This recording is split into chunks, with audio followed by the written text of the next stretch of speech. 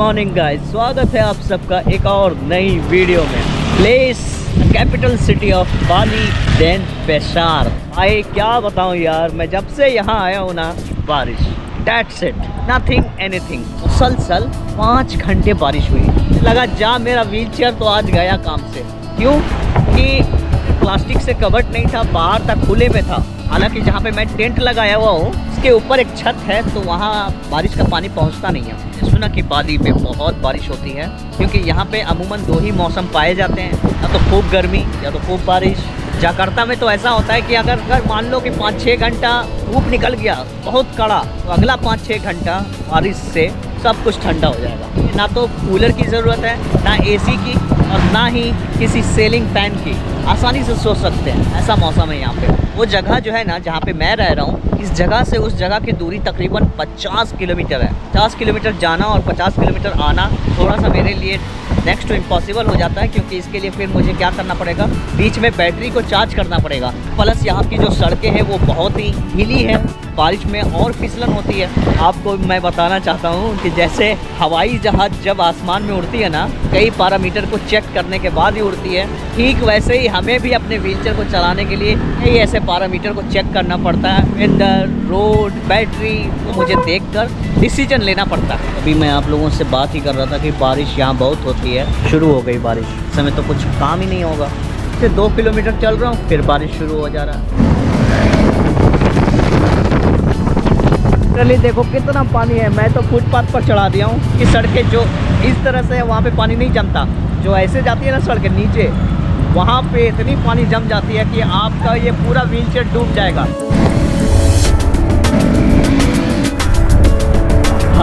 बहुत लेकिन दिक्कत है यार यहाँ पे। सोचो यार, बरसात के मौसम में अगर आप इस तरह की गलियों से होकर गुजरे तो क्या ही मजा आएगा यार। अल्टीमेट बाली की क्या शान है यार।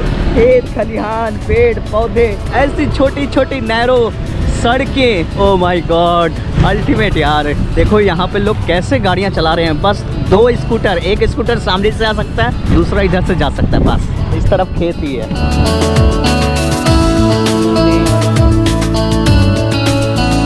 बहुत ज़्यादा पानी जमा हुआ है सड़कों पे।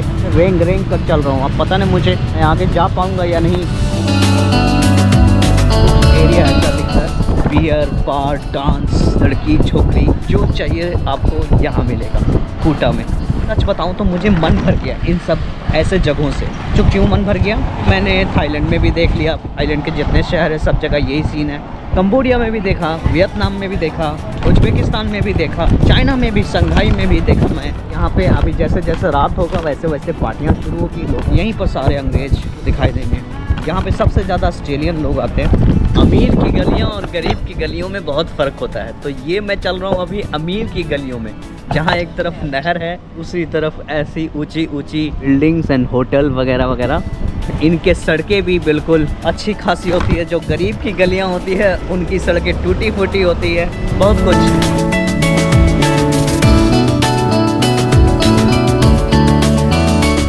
बाली के अंदर जाम बहुत लगता है, देखो आप, क्योंकि यहाँ पे सड़कें बहुत छोटी है, नैरो। बड़ी बड़ी गाड़ियाँ चलती है, बड़े बड़े कार, ट्रक, बस सब चलती है इसी रोड पर। 2 किलोमीटर 5 किलोमीटर जितना भी किलोमीटर जाना है तो कम से कम घंटा 2 घंटा तो जाम में फंसे रहना होगा। ये कोई बड़ा शहर नहीं है जकार्ता की तरह। मैं पिछले 1 घंटे से धीरे धीरे चल रहा हूँ, खचक खचक के चल रहा हूँ। ब्रेक ले रहा हूँ, चल रहा हूँ, ब्रेक ले रहा हूँ, चल रहा हूँ। मैं बिल्कुल ढाल में रुका हुआ हूँ। अगर ये ब्रेक छोड़ा, मैं हाथ हटाया तो सीधा इस गाड़ी से जाकर टकरा जाएगा। मैं आपको बताया ना कि यहाँ की जो सड़कें हैं वो एकदम बिल्कुल या तो ऐसे ऊँचा या फिर नीचा। साइड से भी चलता हूँ, तरह के बड़े बड़े नाले, नहर दिखाई देंगे। सिचुएशन बड़ा क्रिटिकल हो जाता है, लेकिन फिर भी हम ठहरे इंडियन बाबू तो जानते हैं ना, जुगाड़ वाले इंसान है, कहीं ना कहीं से निकल लेते हैं अपना जुगाड़ बना के। ये इलाका है चांगू, इसी इलाके में मैं रह रहा हूँ।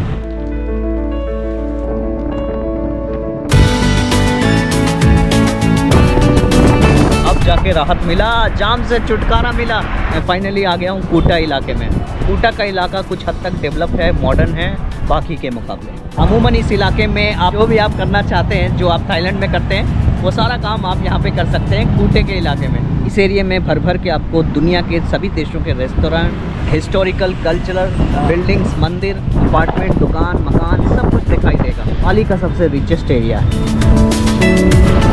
फाइनली आ गए हैं समुंदर के किनारे, दरियाए कुटा बीच, और सामने आपको दिखाई देगा बाली इंटरनेशनल एयरपोर्ट। वे लैंडिंग करते हुए सब कुछ आपको दिखाई देगा। हमारी अंतिम उड़ान भी यहीं से होगी।